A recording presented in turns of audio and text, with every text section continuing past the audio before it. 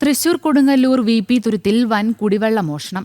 80,000 ലിറ്ററിന്റെ കൂട്ടൻ ഭൂഗർഭ ടാങ്കിലാണ് കുടിവെള്ളം ഊറ്റി സംഭരിച്ചിരിക്കുന്നത്. കുടിവെള്ളത്തിൽ ഉപ്പ് കലർന്നെന്ന നാട്ടുകാരുടെ പരാതിയെ തുടർന്ന് വാട്ടർ അതോറിറ്റി നടത്തിയ പരിശോധനയിലാണ് ഞെട്ടിക്കുന്ന കുടിവെള്ള മോഷണം കണ്ടെത്തിയത്. വാട്ടർ അതോറിറ്റിയുടെ മെയിൻ ലൈനിൽ നിന്നും ശുദ്ധജലം ഊറ്റിയെടുത്ത് വൻ ടാങ്കിൽ സംഭരിച്ച് മണൽ കഴുകുന്ന കേന്ദ്രമാണ് കണ്ടെത്തിയത്. VP തുരുത്ത് സ്വദേശി സനിൽ ഷാദിന്റെ ഉടമസ്ഥതയിലുള്ള സ്ഥലത്ത് 80,000 ലിറ്റർ സംഭരണ ശേഷിയുള്ള ഭൂഗർഭ ടാങ്ക് നിർമ്മിച്ചാണ് കുടിവെള്ളം ഊറ്റിയെടുത്തിരുന്നത്.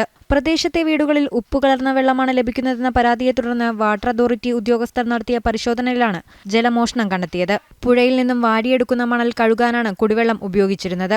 ജലമോഷണം നടത്തിയ സംഭവത്തിൽ സ്ഥലമുടമയ്ക്ക് പിഴ ചുമത്തുമെന്ന് വാട്ടർ അതോറിറ്റി ഉദ്യോഗസ്ഥർ പറഞ്ഞു.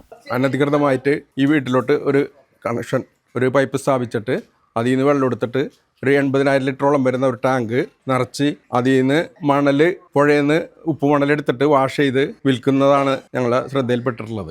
നല്ലൊരു ഫൈൻ ഈടാക്കുന്നതായിരിക്കും. അതുപോലെ ഈ കണക്ഷൻ കട്ട് ചെയ്യുന്നതാണ്. Assistant engineer Sandhya, revenue officer Joby, senior plumbing inspector Nanaji, overseer Zakir Hussain, Ranjitha, meter inspector Shibu എന്നിവരടങ്ങിയ സംഘമാണ് കുടിവെള്ള മോഷണം പിടികൂടിയത്.